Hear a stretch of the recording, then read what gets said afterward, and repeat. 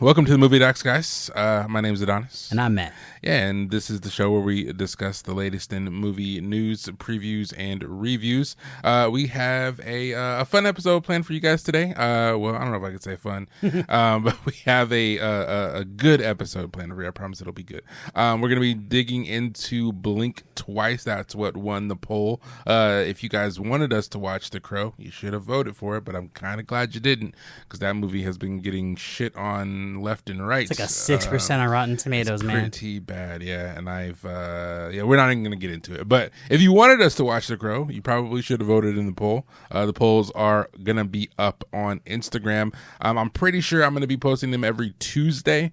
So make sure you guys, if you're following us on Instagram, make sure you're jumping over there on Tuesdays to vote. If you're not following us on Instagram, make sure you do, so that you can have a say in what we watch the next week, if there's two combating movie releases. But yeah, we are going to be digging into Blink Twice. Later on in the episode, we're going to be having a discussion about the new Rotten Tomatoes updates, and we're going to be digging into the Lord of the Rings War of the Rohirrim trailer. So yeah, got a lot going on, but as per usual, we're going to kick things off with the operating table. So yeah, like I said, Blink Twice is on the operating table today. It was directed by Zoe Kravitz, her directorial debut. So some snaps for Zoe.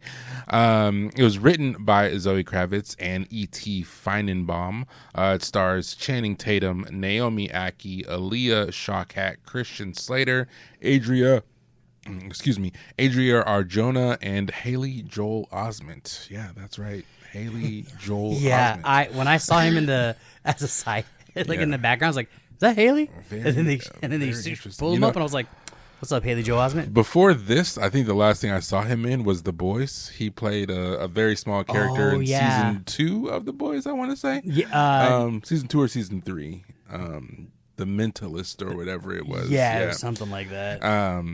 Yeah, but he had been pretty quiet, obviously. Haley Joel Osment, huge child actor, Sixth Sense, AI. He had a lot of big roles when he was a youngin', but he's been pretty quiet up until recently. So welcome back, Haley. Voice acting is really big doing a lot of voice acting?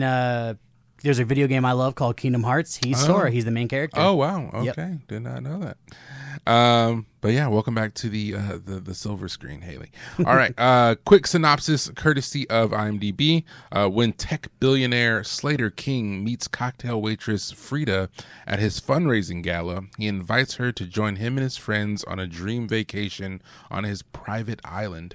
As strange things start to happen, Frida questions her reality. So, Matt, I know it was a slow weekend at the box office, but how did this film end up doing? So, Blink Twice had a budget of $20 million. Okay.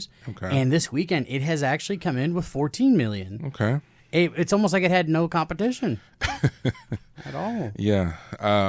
Yeah, I know, like I said, I know it was a slow week. I'm pretty sure Alien, Romulus, and Deadpool and Wolverine both outsold Blink Twice and The Crow. Mm-hmm. So but this was a smaller, a more niche film. I don't think it was designed to be a blockbuster. So yeah, $20 million budget isn't much, especially by today's standards. But let's talk about the actual content of the movie.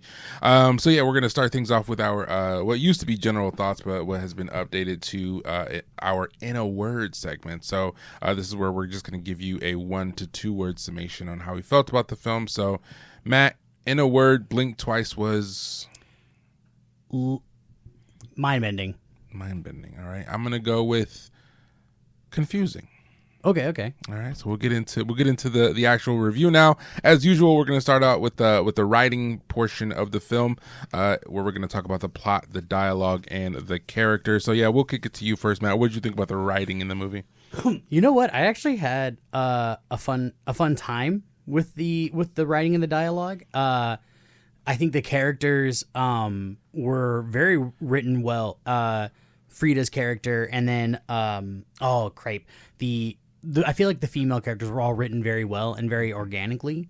So that was very fun to experience. And then also a few of the conversations that happened were fun to watch play out. I really enjoyed a lot of them. I think Channing Tatum was his dialogue was sparingly used, but it also was effective in a way. Okay. But no, I really did enjoy the story because I kind of like, I think it was like at least 20 or 30 minutes in. I don't know if this is spoiler, so I'm gonna. Yeah, this is gonna be pretty tough to discuss without spoilers, so we might be super vague in this general section, guys. But yeah, because it's really easy to spoil this movie. So tell me if I'm wrong, if you didn't get this, but okay. I got a vibe. Odyssey. Interesting. Lotus Eaters. Okay. That was what I got. This, like, about 20 minutes in, I was like, dang, this is like a reimagining of the Lotus Eaters from the Odyssey. Which was really fun. Okay. I think it added to my, and again, that might not be what Zoe Kravitz was going for. Sure. But that was what I was getting, and I was having such a great time with this reimagining. Wow. As I took it. Gotcha. But no, I really think that the actress that played Frida, Naomi Aki, I thought she did really good. I've never seen her before, so I think she did really. It looked very natural to her. I think she played the role very well. Gotcha. It's not like anything that hits home or home run. Like, there is still some like dry spots. There was a few times where people were laughing that I wasn't, and there was a few times that I laughed where it was like maybe 3 or 4 of us were laughing. So I can say it still was a good time. I'm gonna give it a 3.5. 3.5 on the rating. Yeah. All right. What about you? Yeah, I definitely think there was some pros and there was definitely some cons. So I'm gonna start with the good stuff first. I thought the concept of the film was really well thought out. I thought in terms of the story and the characters and the setup of everything, I thought it was all well established. I thought that the overall / underlying message and theme of the film about being about, like abuse of power, trauma regression, like all these these really serious things that people go through, deal with, and experience on a daily basis. I thought that those messages were well delivered. I do wish it maybe explored those themes a little bit more or fleshed them out a little more thoroughly throughout the film. But overall, I did love the messaging in the movie. I did struggle a little bit with it because tonally it felt off to me. It felt like it was supposed to be, the vibe of the movie was this fun, crazy party, drug fueled, like, setting. That was the setting. That was the atmosphere, and obviously there's something more sinister going on in the background, but what's up front is sort of what we're experiencing as audience members, as viewers, is just this really fun, lighthearted, good time. We're experiencing that with the characters, but obviously there's something serious going on in the background. And when it's finally revealed what that serious thing is, it never hits a switch into being serious and stays serious. It always feels like the seriousness is mingled with the levity, with the lightheartedness. So it was really sort of difficult for me to sort of feel the way that I felt like I was supposed to feel in the movie. Like there's some dark stuff going on in this movie. Yeah. And when that's revealed, you were like, oh shit, like this is really serious. This is a bad thing that's happening. Like, oh my God, what are they going to do? What's going to happen? But then it diverts right back to telling jokes, to being sort of comical, to being sort of in your face, like outrageous or silly. So it was really hard for me to sort of, I guess, stay on track in the way that I was supposed to feel. Like I wish they had sort of picked a lane. So that was a little bit difficult for me. It was also sort of muddy in the middle. I thought that there was a lot of time, I don't want to say wasted, but a lot of the movie was dedicated to showing the sort of party aspects of everything. Like I was like, man, we could probably cut a little bit of this out. We maybe spent a little too much time, showing what's going on day to day when that could have been maybe reduced into a smaller chunk of time. Not like it was a super long movie. Yeah. But I feel like it just sort of, at a certain point I was like, okay, let's get to it. Let's turn the page, like let's figure out what's going on. Yeah, but and I think I know the sequence you're talking about. By like minute 3, you get the idea. Yeah. Like you're like, oh, okay. Yeah. And then it kind of like it does nail home. It's like, no, are you really sure? And it's like, yeah, no, 3 minutes ago I totally got what you were talking, what you're trying to put forward. Yeah. Let's go. Yeah, so that took me out of it a little bit. I also think this is a mystery movie, right? So you're trying to figure out what's going on, what the twist is going to be. I thought that there were a few hints at the beginning of the movie, a few lines of dialogue that were a little too like on the nose, a little too telegraphed. I was like, okay, well, obviously this is going to happen because they said this. So it was a little bit too, I think, on the nose in some of that early dialogue, which kind of made me, again, took me out of it a little bit, where I was like, man, I wish they would have just maybe been a little more coy about that. Yeah, so, but again, it wasn't badly written. I thought the dialogue was great. I thought the characters felt natural on screen. I really appreciated, and I don't know if that's due more to the performances or to the writing, but we're in the writing section, so I'm going to credit it to the writing. I thought the dialogue, the script was really, was really solid. I didn't have any issues with it. The story itself was really well told. I think, again, it could have, the narrative flow could have been a little bit better. Like we could have gotten through everything a little more succinctly, a little more effortlessly if maybe we had just cut some stuff out in the middle. But yeah, overall I thought it was well done. So I'm gonna go a little lower than you. I'm gonna go 3.1. I don't have any major issues with it other than what I just talked about, and that might just be a me thing versus a overall thing. So 3.1. I still think that from a writing standpoint it was well done. But cool, let's jump into the acting. Yeah, what do you think about the performances? You already spoke about Naomi a little bit, but how did everybody else do? I think Naomi is definitely the clear winner, and then also Channing Tatum. I think he played again, he wasn't overly used. And that I don't know why, but it didn't feel like for him being the villain. Maybe we take that one. No, back. I mean, I think people know from the trailer that he ends up not being a great guy. I just was like, I guess I wanted more from that, but because you can tell that there's something else, there's something going on, and so it's like, oh, okay, but it's like, I don't know. I guess it's like for him, it wasn't ever shown enough in a way where it was like, oh, okay, like he was an imposing figure. Interesting. That was kind of the only thing. Like, there was never a feat that he did that, like, let me think, man, just, shoot him. Outside of, like, choices that are made. There was never, like, a moment where I was like, like a Michael Myers moment where I was like, that dude is a problem. I never felt that. I never felt that for his character. Gotcha. And I don't know if that's so much. Yeah, I don't know if you were supposed to, like, in terms like physically. I don't think he was ever supposed to be like physically intimidating. And that might be just on me for that one. Yeah. But I do feel like as a villain role, it was kind of like a very lackluster villain role for me. Okay. But I really did all the girls. Naomi, Ali, yeah, and then Aaliyah, yeah, and oh my gosh, Adria, yeah. I'm so sorry. Let me tell you something. We played a game a while ago that was like, hey Matt, say these names. I suck at saying names. I thought they all did really good, and I love their pop-off scenes. I thought that was actually really, really fun to see roll out. But yeah, I think Naomi is the clear winner on that avenue of performances. Gotcha. So I'm gonna give this another 3.5. Okay, fair enough. Consistency.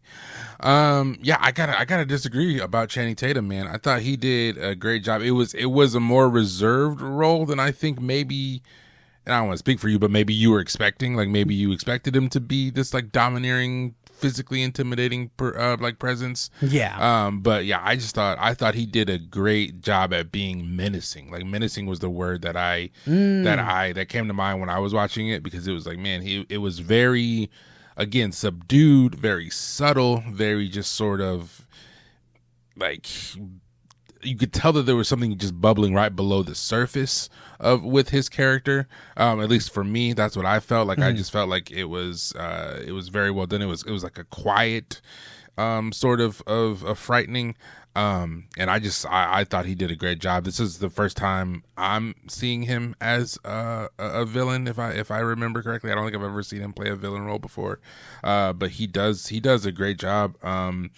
There was something, there's something off about him the whole time, and that's hard to play. I think it's hard to play a character who is supposed to be off, but the other characters aren't supposed to know that he feels off, but there still needs to be hints that he's off, so that's a very layered performance. So I got to give him credit for that. I thought he did a fantastic job. There were a couple scenes in particular that I'll say for spoilers that I thought that it really shone through. Yeah, Naomi Aki was great. I thought she did a great job. No issues with her performance. I thought she was obviously we're following the film, we're following the story through her eyes, so she has the most to do. She has the heaviest load, but she played her part very well. The supporting cast was also super solid. I didn't really have an issue with anyone. I think I wish we would have gotten more from a few different characters. But there was a lot of, again, I think a lot of the time was just spent in this sort of happy-go-lucky, drug-fueled like party. And so we got a couple of scenes where we were learning about characters and their motivations and things like that, but they were few and far between. So I think the movie would have maybe benefited from a few more serious conversations. We get one really good scene between two characters that I think is a serious conversation and sort of, lets you in on what their motivations are or were. And there's a couple sprinkled throughout the film, but I just wish there was more. I also just felt like none of these characters were serious. Like there was no serious character outside of maybe Naomi, but even she was kind of just sort of like a character, this vapid, why not to like, blame her for obviously anything that happened in the movie, but like I just wish there was like a something more that we could grab onto. Like she's having a conversation with Channing Tatum in the movie, and they're sort of talking about their past traumas, but that's really the only time we see her sort of open up about like her real life rather than the life that she's pretending to lead. So I just wish there was a little more. I wish the movie was a little more serious all around. It just was a little too light for me in terms of tone. Obviously, what's happening after a certain point is very serious, but it still, again, had that tone of lightheartedness that just threw me off, and I think that's just what sort of hurt it most for me. But yeah, the performances were solid. No complaints really. I'm gonna go again, lower stable, 3.2, okay. Still solid, but nothing that blew me away. Channing Tatum probably it was the best in my opinion of the group. But yeah, let's go to the technical section where we're going to be talking about the directing, the soundtrack and score, and the cinematography. So what did you think about it from a technical standpoint? The soundtrack, they chose a really good eerie song, like when things were like coming into light. There was like this, I can't remember, it's like a melodical tone that was being used. Okay. And I really enjoyed that. I also really did like a lot of like the scenery shots. Sorry, I have something in my throat. And I had a lot of like fun with it. I feel like this might be my lowest section just because the soundtrack, there was some standout music choices, but like overall there was nothing that was done that really blew me out of the water. I did really like, there is a scene that I'll say in spoilers, but something about the way that it was shot I liked. It looked really cool. It was a death. Okay. And I was just like, I don't know. There's something about that. I was like, oh yeah, no, that's brutal. And I really did appreciate that. But like overall, like it was, nothing grabbed me thoroughly in this, like cinematography wise, or just in general, in this section. Just again, I thought she did good music choices, or I thought they did good music choices. So I'm gonna give this a 2.9. Okay. Yeah, no, I thought the soundtrack and score was solid. Again, sort of like you, nothing to write home about. There were some great moments in the film with music, but nothing that really overall that was a big standout for me. I do think that a few of the shots were framed really well, especially for a first time director. I think Zoe's definitely got an eye for framing shots. So I did think that it looked good in a lot of the moments, especially when you have a movie like this that's set on a tropical island. That can get sort of really cliche really fast. Yeah. But I thought that she did enough to vary it up. There was actually one really cool scene that just showed some great camera work. And it was sort of a really long one take of sort of displaying every character and where they were in the specific scene. And I thought that was really well done. Something that might go under the radar for most people, but just the complexity of setting up a shot like that, it always impresses me when there are scenes like that in a movie. So, something for the cinematography buffs out there. But yeah, it definitely was really cool to see her really fall into the role of director and set up a shot like that. I thought was really impressive. So I just want to give her props there. Yeah, I think again, my biggest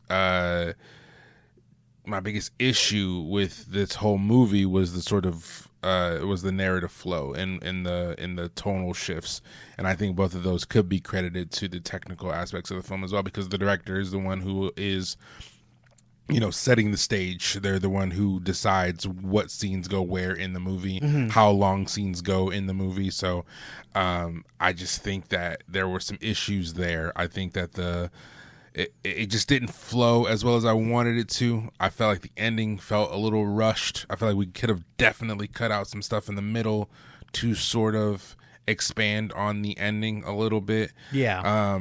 I feel like it just wasn't you do get a payoff, right? There is a payoff. You're not just sitting there, for lack of a better term, blue balled. You do get a payoff at the end of the movie. You do get to see people get what they deserve for doing what they did, but it's just not as thorough, I guess, as I wanted it to be.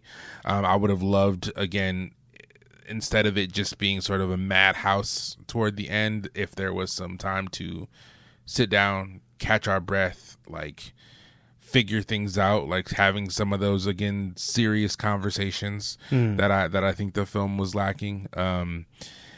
Yeah, and I think that it just went too long in the middle. I think that we could have established what we needed to establish with these characters and what the way they were living on this island in a much shorter time frame, and we could have gotten to the point a little bit quicker. And if it was constantly like delivering new and important information in that middle section, I wouldn't have a problem with it. But I don't feel like it was necessary. That's where my issue lies. Is like it just seemed like there was a lot of unnecessary party scenes, I guess. Okay. So we'll get more into it in spoilers, but so yeah, like I said, I have a little bit of a problem with the way that the tone of the movie plays out, and a little bit of a problem with how the narrative flow goes. So yeah, I'm gonna go a little bit lower than what I did in the first two sections. I'm gonna go 2.7. I feel like that's fair. A little bit above average. I consider average to be like a 2.5 because that's right down the middle. Yeah. So a little bit higher because of some of the creativity that was done with some of the scenes. But yeah, definitely, I think, like you said, the weakest part of the film. But yeah, let's jump into some spoilers. As per usual, Adonis from the future is going to jump in here to let you guys know where to skip to avoid those spoilers. So, where do the people need to go? All right, thank you, sir. Yeah, so let's get into it. So, yeah, no, like that. There was a couple of moments, especially with Channing Tatum and Naomi, when after the reveal happens, right, and she knows, and they come back from fishing, whatever. They're having that final dinner before shit goes off, and like he grabs her hand a couple of times, and she like jerks it away, and he knows that something's off, and the way that he's looking at her in those moments was like, I felt scared for her in those moments because it was like, man, he's gonna figure it out, like he's gonna know. That, and then obviously that last scene where he gets to go off, where he's doing the "I'm sorry," screaming it like 5 or 6 times. I laughed. You laughed at that? Wow, I thought that was powerful, man. I thought that was like, I was like, damn, I didn't know Channing had that in him, but I guess that not everybody felt that way. It didn't. Like, I will say it was like, I feel like that part went too long, because the message was there is no forgiveness, and then like the first 3 I'm sorry's, I was like, oh shit, but then he just kept going, and I was like, okay, now for some reason I'm laughing at this, and that's just my trauma response. Yeah, like in that situation, like I'm gonna laugh at somebody, like, and just that's my thing. But I did feel what you're talking about, like at least the first 3 I'm sorry, like this the rawness of him screaming. Yeah. What was so for me, the scene that I really, really liked was when the Haley Joel Osment gets killed. Something about the way the blood meshes with the water, and like him, like the how it stayed on him. Something about it, I was like, that was a really good kill. Yeah. What was the scene that you were talking about that was like a one shot that showed all the characters? Yeah, it was that I think it was the scene right before Jess gets bit by the snake, and they're just all dancing by the pool, and it's just the camera is just moving.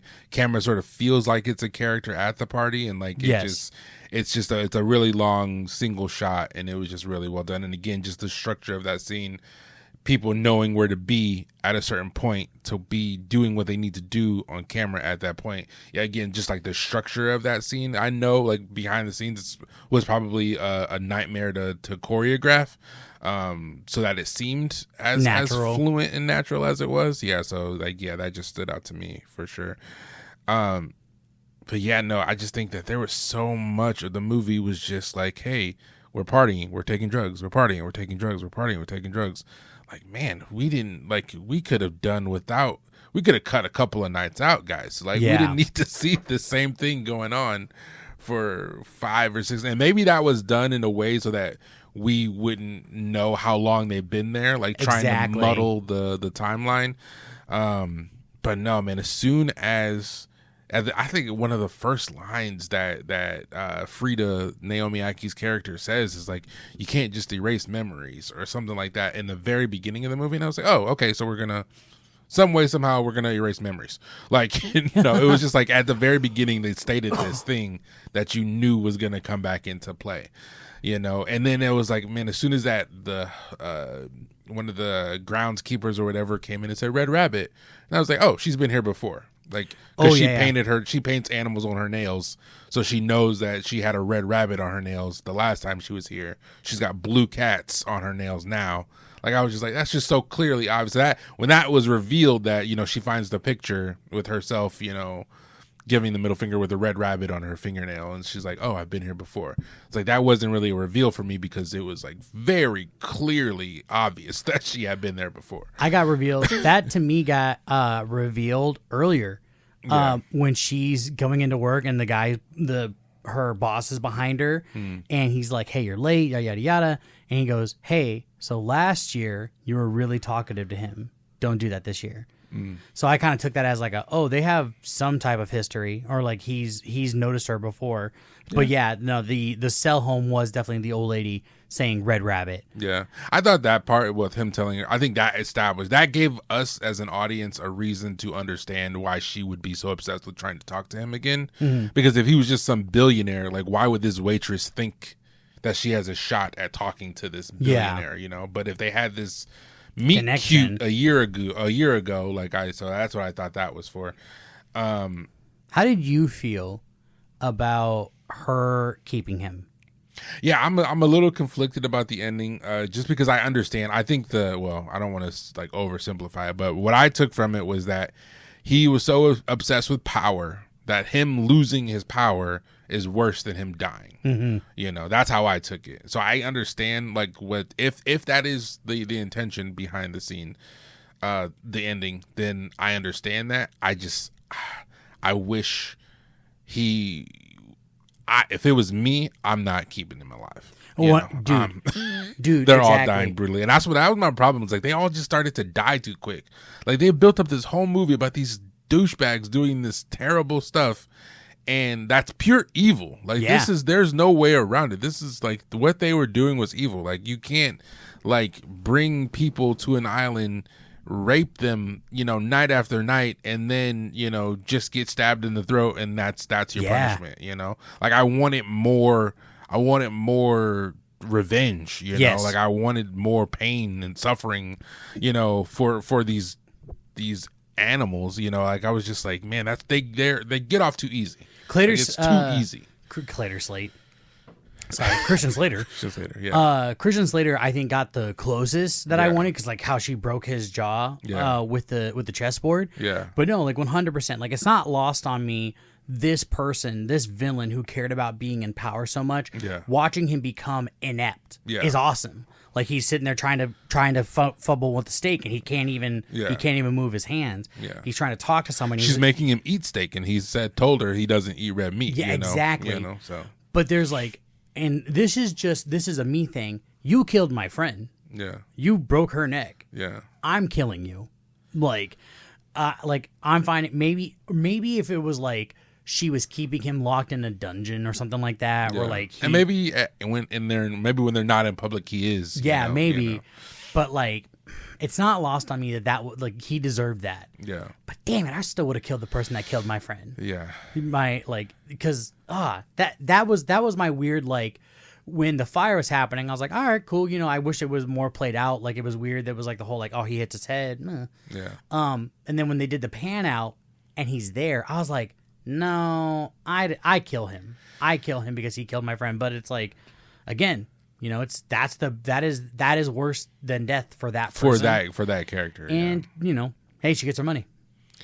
Yeah. I wish, I don't know. I wish they would have all died, because they all obviously deserved it. Yes. I kind of felt bad for the kid, but I was like, if he really did nothing, if he was there, just watching and being like, oh my God, this is so wrong. Like you'd probably deserve to die as well. But like he was forgetting every night too. They were making sure he was forgetting every night as well. No, I think he started. So that's where because they even make a reference to him smelling good. Yeah, but that was on the final dinner. So you think he was that good? Why make him forget the last night? Like, what was so different? So I think the final night was because again the timeline is so wild. So I think he was a watcher until they killed Frida's friend, and that's when he started like. That's why you see him bundled over. Channing Tatum punches him in the face, or someone slaps him in the face and gives him the black eye. And I think at that point he becomes such a nuisance that's when they were like, fucking, let's either he willingly did it or someone did it to him. They sprayed him. That at least that was my interpretation. Because I feel like in the flashback we get, he's like, what are we doing? Like he's freaking out. But maybe it was just that last night. I mean, I took it as they were like doing it to him every night too. Like, well, not obviously raping him, but like, making him forget every night as well. Because when he asked Channing Tatum, like, what did I do? Like, what did I do? So you think he was just like a voyeur? Like he just wanted to be there? I think he was. I think he didn't have any problem with it until her friend got killed. But he wasn't participating. He was just watching. Yeah, exactly. That's how I took it. Huh. That's how I took it. Okay. But now that you bring that scene up, I did love that little monologue that he has with him, where he says, "You did nothing," and like he's all excited about it. He goes, "No, you don't understand. You did nothing. Yeah. There's a special place in hell for people like you. Something about that was imposing, and that to me. But that's what I wanted more. I wanted him to have more of these like intimidating moments, and I felt like there wasn't enough. But that's just because like my favorite type of slasher flicks, horror flicks, are an imposing force, and I just that's why I never felt it with Channing Tatum, even though his one monologue or his two, because the "I'm sorry" monologue were really good, but I wanted more. Yeah, but I think also the whole point of them not being these super physically intimidating or domineering characters and just being like regular guy douchebags was that, they are just a bunch of bitches. Like he had his security guard, but he wasn't he wasn't going to be able to just like manhandle these women.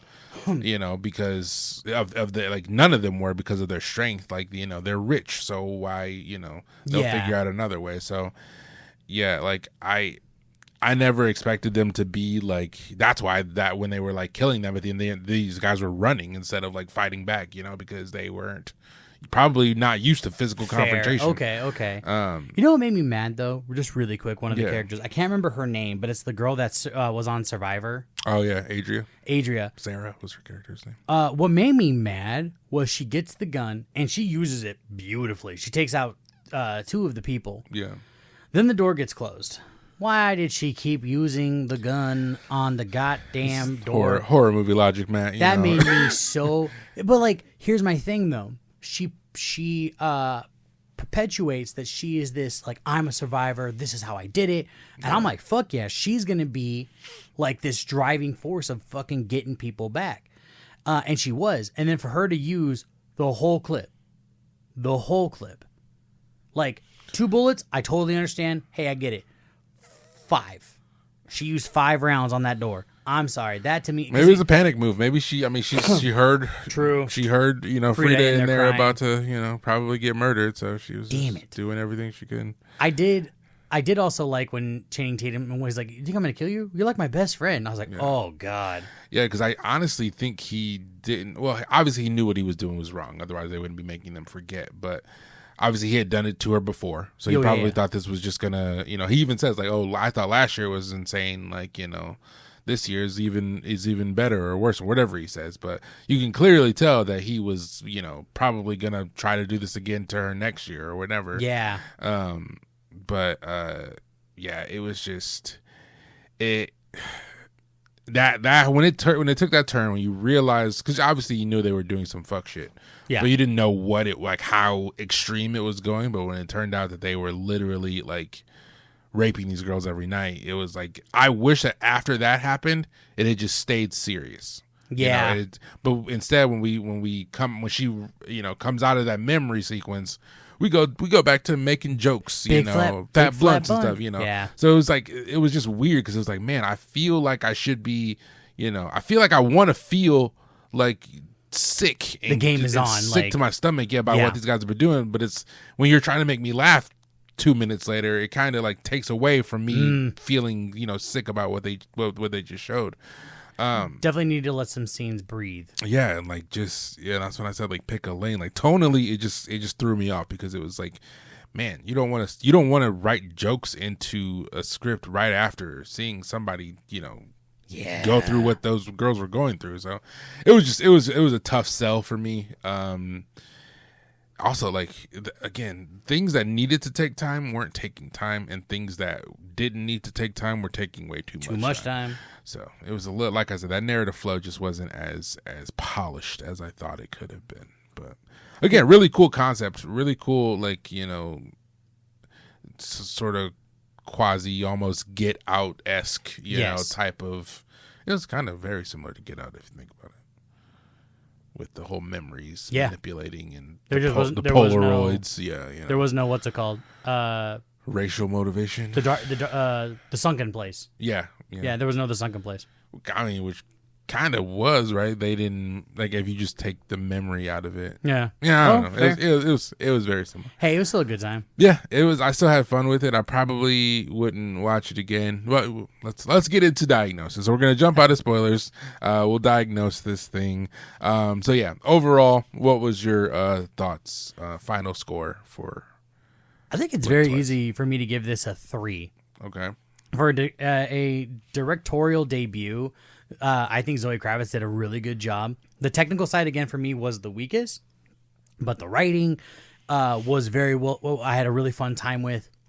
Also, the characters, again, and even you changed my mind in spoilers a little bit about Channing Tatum, my initial thoughts. Yeah. So very easily, I can give this a 3. I think it is a hard watch, and it is something that they give you a trigger warning for in the beginning of the movie, which I appreciate because it's like that is a really rough ass topic to go through. So it's weird for me to say. I think it's worth one watch, but I do think so. But it is, again, there's a trigger warning, and it is there for a good reason. So Gotcha. Easily 3. What about you? Yeah, I did enjoy it. I wish I had enjoyed it more. Maybe if I went in without my amateur critic hat, I would have enjoyed it a little bit better. Like if I was just watching this to watch it, but watching this and trying to break it down, I did have some issues with it. When I walked out of the theater, I was like, man, that would have been a really cool episode of Black Mirror. Dude, like, oh my gosh. If that's what it had been, like if it had just been like a 45-minute to an hour-long episode of a TV show rather than a 2-hour movie, I think it would have been so much better. I think it would have been more well received by me. But I just think that there was a lot of stuff in there that didn't necessarily need to be in there. I thought it was a little bit messy. But I still enjoyed my time. I still thought that it was the mystery elements of it, while I do think were a little telegraphed, they were still cool to see play out. So I'm gonna go 3.1. I'm going 3.1. Okay. Yeah, still better than average. I do think, Zoe Kravitz did a good job. This was a great first outing as a first-time director. So I think 3.1 is fair. Probably not something I'll revisit. Definitely something that I would recommend, Yeah. But definitely wasn't a waste of my time. Like I said, I had a good time watching it. So 3.1 I feel like is fair. All right, so before we jump out of the operating room, let's give our prescriptions. So based on your thoughts on Blink Twice, what would you recommend people watch? Can you look this movie up for me really quick? My phone wanted to update. It is, oh my God. Let me see if I can get it without looking it up. Yeah. Fun and Games? Fun and Games. That might be it. It's she is, I cannot remember her name.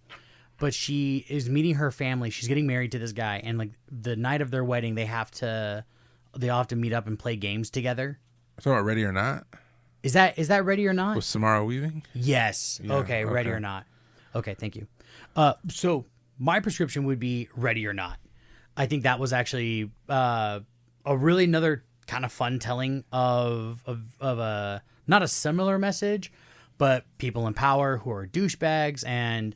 Had a really fun twist that I was not ready for. And I think Samara Weaving was just really dope in that movie. And yeah, had a great time with it. So I would say Ready or Not. Yeah, that's a solid pick. I thought, that was sort of also I don't want to call it. What would you? I mean, that type of horror movie is like, it's campy. Yeah. But it's also like funny. It's got that sort of.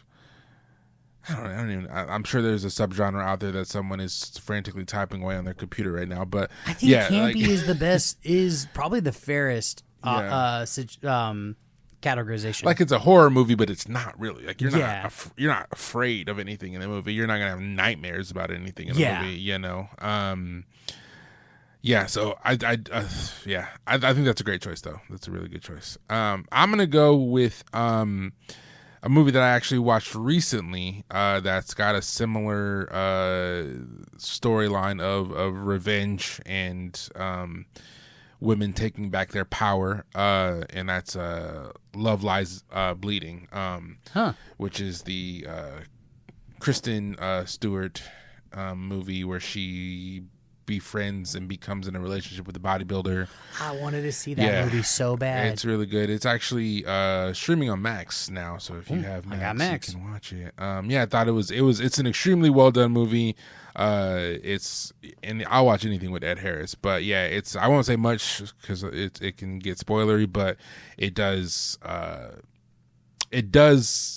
stays in its lane, I guess, in terms of tone. Like I wasn't where in this movie I was a little conflicted about, how I should feel tonally. That one, how you should feel, and you feel that way pretty much the whole time. So, if you guys haven't seen that, I would definitely highly recommend it. It's very good. Kristen Stewart is, people hate on her because of the whole Twilight thing, but she's a phenomenal actress. So it's like if she can't wash her hands of Twilight after doing what she's done post Twilight, then that's your hang up, not hers. She's a great actress. But that's our prescriptions. We're going to jump out of the operating table. We're going to take a quick break, but we got the question on the other side. We're going to be discussing some news segments, and it'll be a great way to end the episode. So we'll be back in just a few minutes, guys.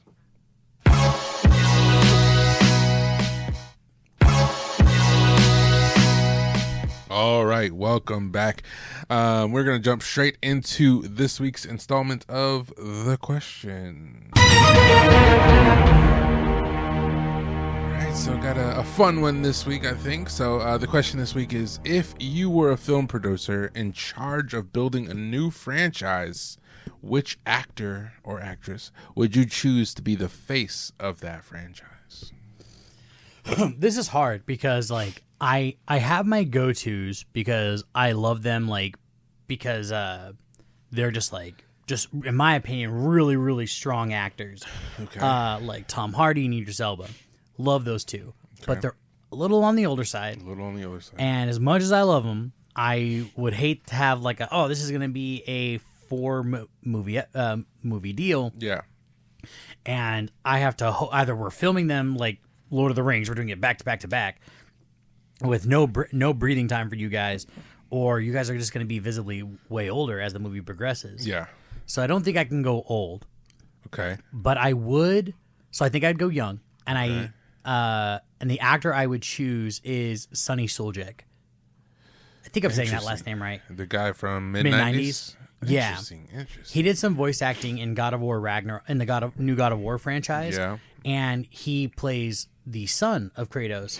And I really liked his delivery in that role as this young and up-and-coming god. And then also, I just think from mid-90s, he just has really good acting chops. That's a...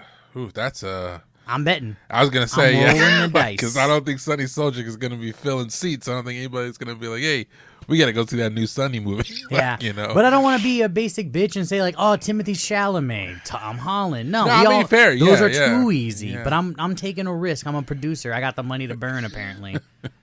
Disney does all the time. I mean, you can always hope that, the first movie is so good that it draws people in for the other ones, exactly. And the word of mouth. Because it's going to be a word of mouth thing. Like I said, I don't think anyone's going to be clamoring to see the new Sonny Suljic movie, but hopefully it's good enough that people. It pays itself out. Yeah, that's interesting. I did not. That would not have been on my short list for who I thought you were going to pick. But, oh, really? No. Like I said, I couldn't go old. So like Tom Hardy, Idris Elba, freaking. Oh, you could. Jackie Chan. I can't choose these actors who are. It's like, man, you're gonna be really old, so we're gonna film these really fast. I can't do that. Or Michael B. Jordan. I mean, I could have gone Michael B. Jordan, but again, it's just like he's kind of been there, done that. You want to do something fresh. You want to do something new. Yeah, I get it. And again, I can't go basic bitch. No, I mean, I offend anybody with that. But I can't go basic and be like, oh, Tom Holland, Timothy Chalamet.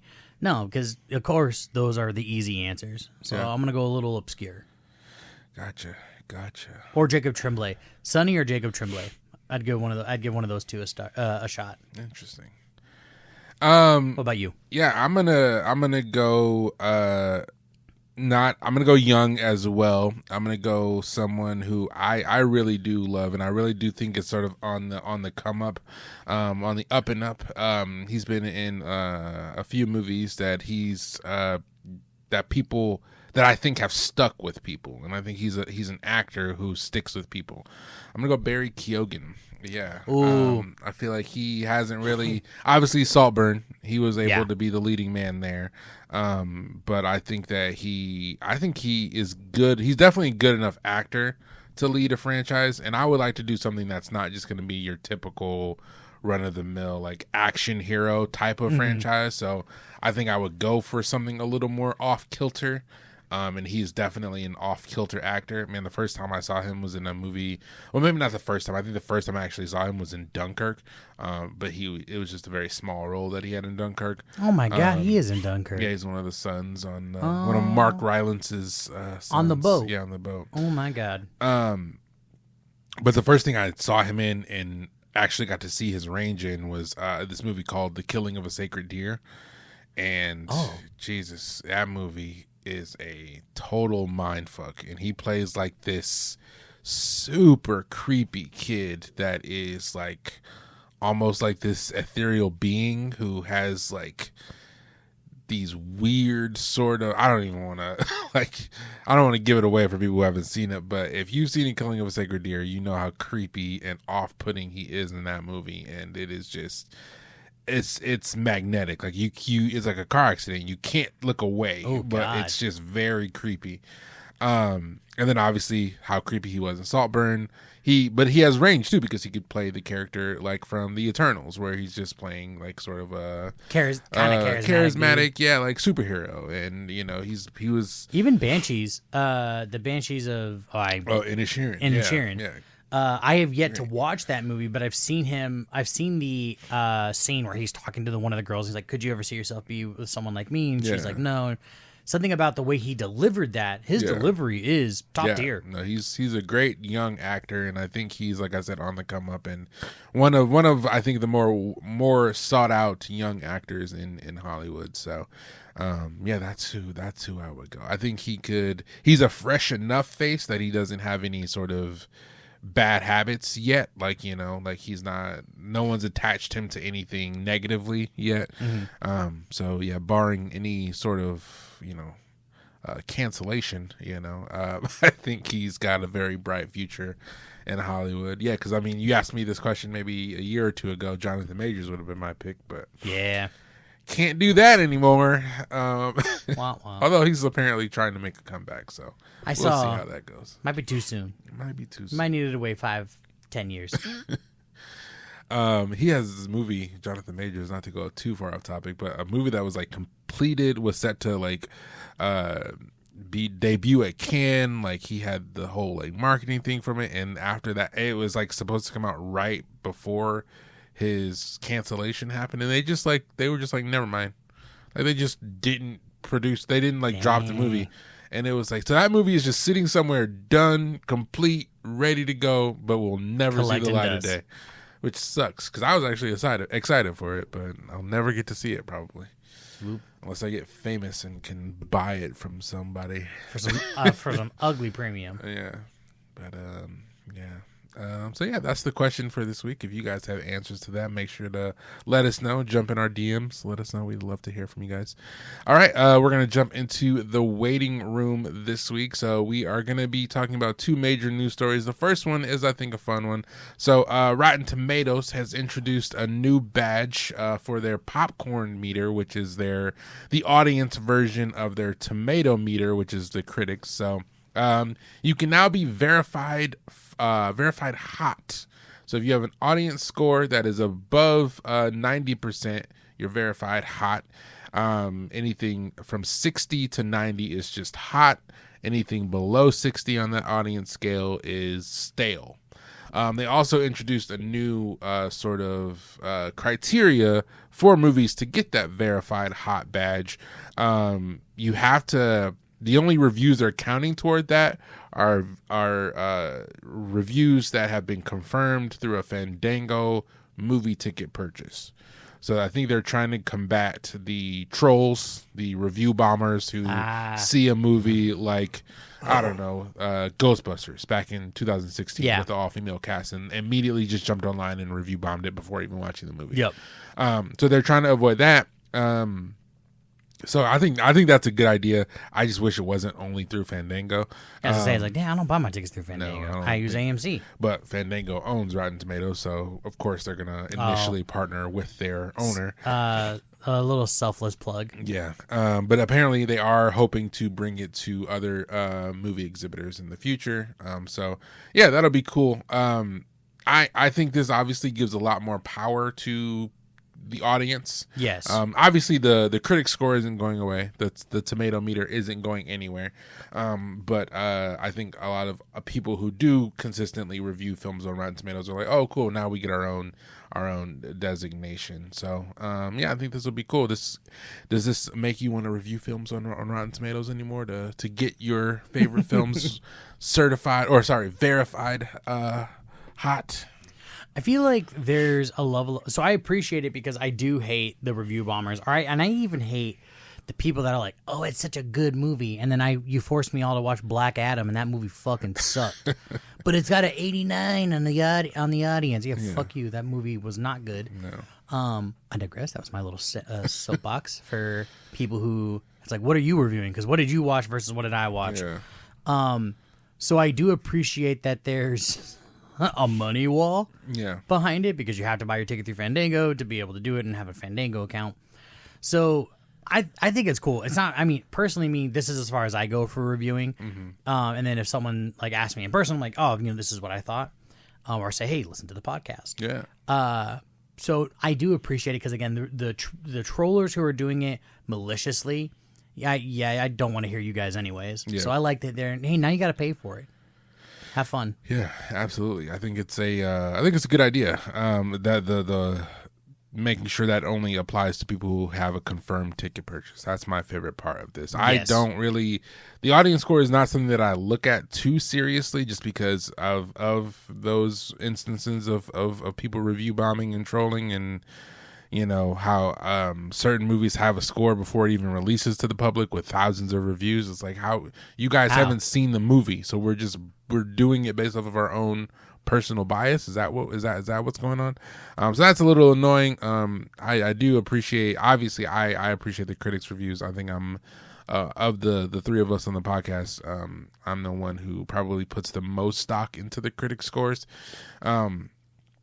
Because I tend to agree with them more than I disagree with them. But I mean there have been instances where I've really liked a movie that they've totally shit on, and there have been instances where I thought a movie was terrible that I thought was great. So I think this is just a really cool added layer. Is it something that I'm gonna really covet or really rely on? Probably not, but it's fun. It's fun to say, hey, my movie is verified hot. Even if it's not certified fresh. I think it's a cool idea. But yeah, that was just fun. I wanted to talk about that a little bit, and that'll connect to something we're going to do here in a minute. But let's jump into the next news story. So Lord of the Rings War of the Rohirrim dropped its first trailer, an animated Lord of the Rings movie that is actually coming to theaters. That's also being produced by Peter Jackson. So a lot going for it. When I saw the trailer initially, I was like, oh, this is cool. This is just going to be like on Amazon or something. Yeah. But no, it's a thing. theatrical release. And I was like, oh, that's really cool. Hopefully I'll be able to see it. Hopefully it's not a limited release. Hopefully it's a wide release. But yeah, you're obviously, I think, the bigger Lord of the Rings fan on the podcast. So what was your initial thoughts after seeing the trailer? I thought it was very dope. Yeah. Personally, I love anime a lot. So being able to see a animated Lord of the Rings film, and then the art direction that they chose for it has me thoroughly excited. And I actually really like. Because I'm one of those, like, I hate to say a super fan because there are people who blow me out of the water. Yeah. But I read the Simulacrum, which is enough to be able to say, like, I know a good amount of some Lord of the Rings lore. Yeah. To see this, I think it's cool. I'm really excited. Honestly, I was like, please let it be in the next 2 months. I want to go see it now. So I was thoroughly excited. Nice. Because again, God, the art looks so good. Yeah. Like you sent it to me Thursday. Mm-hmm. And I watched it like 2-3 times because I was like, yeah, no, this like, am I trying? Not that I was trying to find any issues, but I was like, do I like this art style? And I was like, yeah, no, it's dope. Yeah, they got a very solid animating team. it's different too. It is. I want to see. So as much as I love, like, it looks good, like characters talking and traveling, but the thing I need is the fights, the combat. I need to see it. So that's my like one little holdout. Because they didn't show anything, so it's like it might not have fights, but it is the War of the Rohirrim. War of the Rohirrim. Yeah. I was worried about saying the name wrong. So I want to see some really dope combat sequences. Yeah, so, which I'm sure there will be. Again, you don't have a movie with war in the title and not have some really great battle scenes. Exactly. But I'm thoroughly excited. What did you think when yeah, you saw no, it? I'm excited too. Again, I hope I get a chance to see it. I'm someone who definitely appreciates animation, especially animation that's not necessarily, targeted toward kids. Nothing against like Disney or Pixar. Obviously I'm a big fan of Pixar. But I don't think animation is a medium that is strictly, it only needs to be for kids. Like, I love, films like Anomalisa or TV shows like BoJack Horseman, which are clearly not for kids. So yeah, I'm excited to see them do something different. I think this gives them a lot more creative freedom. They'll be able to do a lot more with an animated film that they could ever do with a live action. So I'm glad Peter Jackson is involved. Glad it's getting a theatrical release because that tells me that they have faith in it. They got money on it too. Has faith in it, yeah, and that they probably put some real cash money into the production. So yeah, I'm nothing but not excited. Well, I'm nothing if not excited. Yes. But I mean, should we be? Are we setting ourselves up for failure here, Matt? Because if you think about it, post original trilogy Lord of the Ring content has not been home runs. You got the Hobbit trilogy, which I do enjoy. I liked it for what it is. Yes. Comparing it to the original series is just something you shouldn't do. You cannot. But it's definitely not terrible. Yep. But then we have that's it. All that came out after Lord of the Rings was the Hobbit. Yeah. And it was okay. Nothing else came out. Nothing. Yeah, don't even say obviously, we have the Amazon series Rings of Power, which we both had our issues with. Which, it's still going strong. Amazon, the new series actually starts here in about 3 or 4 days, depending on when you're listening to the podcast. So it's just, but yeah, there hasn't really been great Lord of the Rings content since that since 2003, which was when Return of the King came out. Yeah. That's 21 years ago. I think it's like, I think with Peter Jackson having the reins, there is a level of excitement that I have because it's like, okay, he loves the world. Because now again, The Hobbit wasn't the hottest, but I'm gonna give him a pass. Yeah. So maybe he just had a case of sequelitis. Maybe. And third time's the charm, because again, Rings of Power doesn't exist. Not that and again, I think my thing was just like with Rings of Power, it was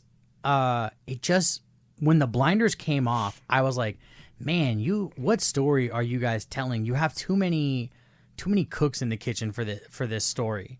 Like, it should have been, and I think that's the downfall of Rings of Power is you have the halfling side, you have the elf side, you have this side, and because the dwarf side, and because it wasn't focused, that caused a lot of turbulence for me as a watcher. Yeah. So if they avoid that in the War of Rohirrim, Jesus. Yeah.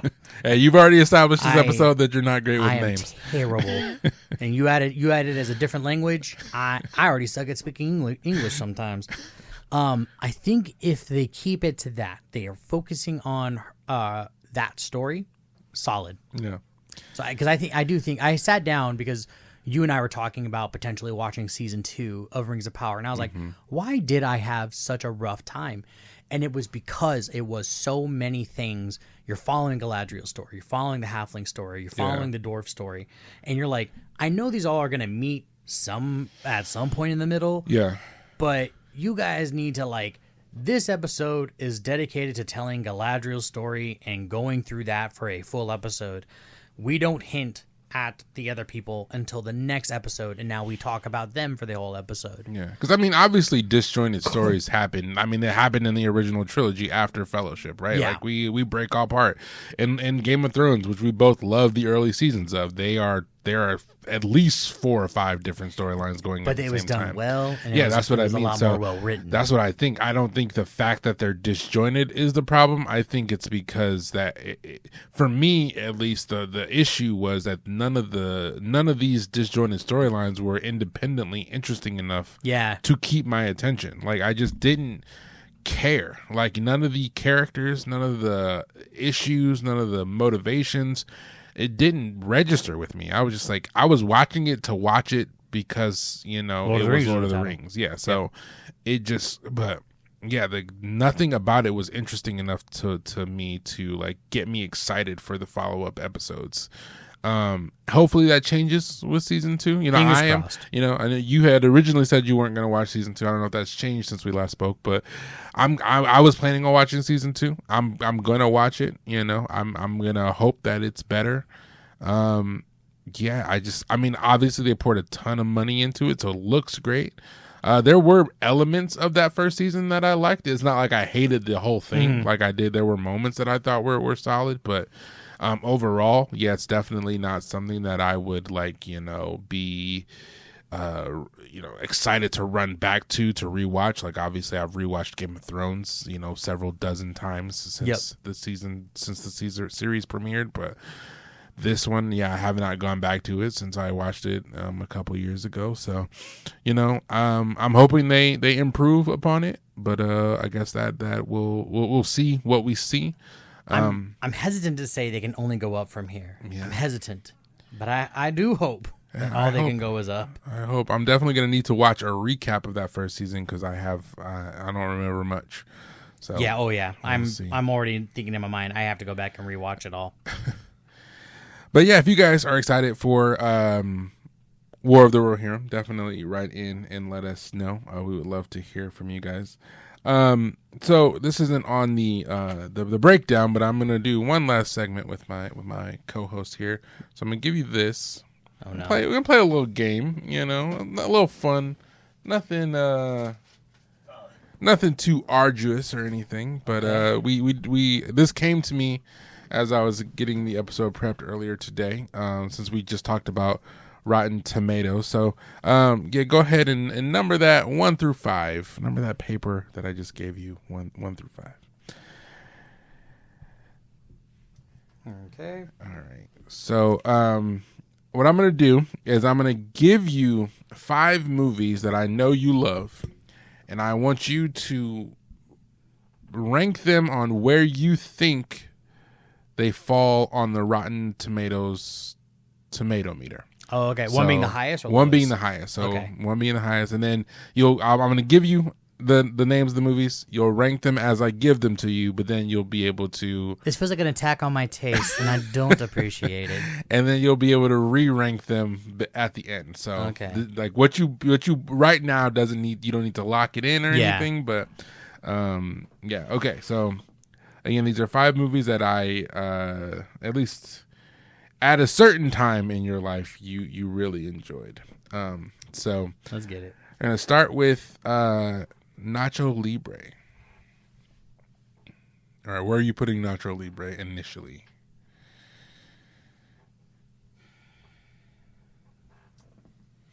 I'm thinking, because I don't know the whole list of 5 that you have. Yeah.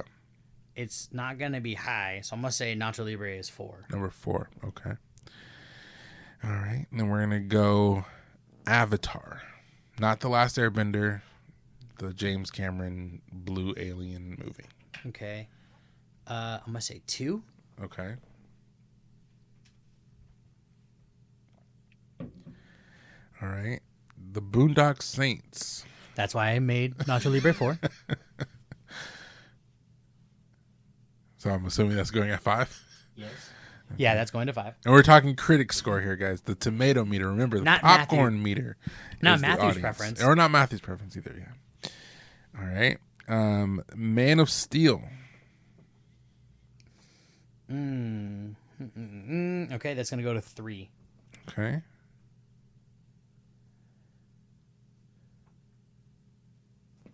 And the last, Treasure Planet. Oh, that's so rude. All right, Treasure Planet will be number 1, but I know it's not. Could be. Could be. All right, so as your list as it stands now, what do we got? Treasure Planet number 1, Avatar number 2, Man of Steel 3, Nacho Libre 4, Boondock Saints 5. Okay, so are you comfortable with that? You want to move, or are you going to move some stuff around? So I'm going to leave Boondock Saints at 5. Okay. I think I'm going to leave Nacho Libre at 4. I'm going to put Treasure Planet at 3. I'm going to put Man of Steel at 2. And then Avatar at 1. Okay. All right, so we'll go from 5 to 1. So your 5 was what? Boondock Saints. You are correct there. So 1 for 1 so far. 26%. Wow. Tomatoes. Yep. 26% of people have good taste. I was kidding. All right. Yeah, so good so far. What's your 4? Nacho Libre. Nacho Libre is number 4. All right. Dang. 2 for 2. I like trash movies, guys. 40% on Rotten Tomatoes. Dang, a 40? 40. Hey, that's way higher than I thought. So rotten, but flirting almost with that fresh. All right. What was number 3? Treasure Planet. Number 3 is actually Man of Steel. Really? Yeah, Man wow. of Steel with 56%.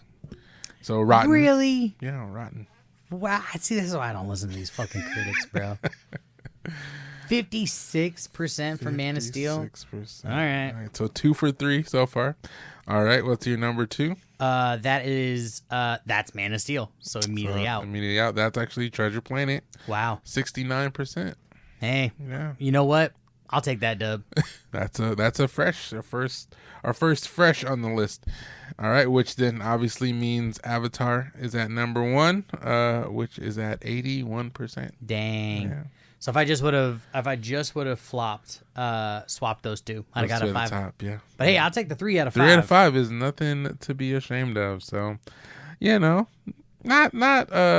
terrible in terms of your taste. You got a couple of high scores on there. Yeah. 81 and 69. I think a lot of movies would kill for a 69% on Rotten Tomatoes. So. Nice.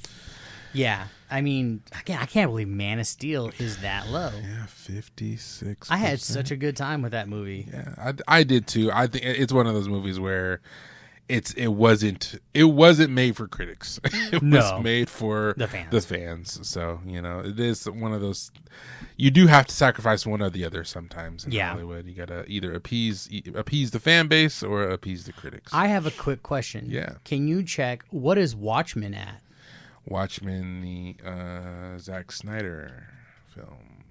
Watchmen, Rotten Tomatoes is at...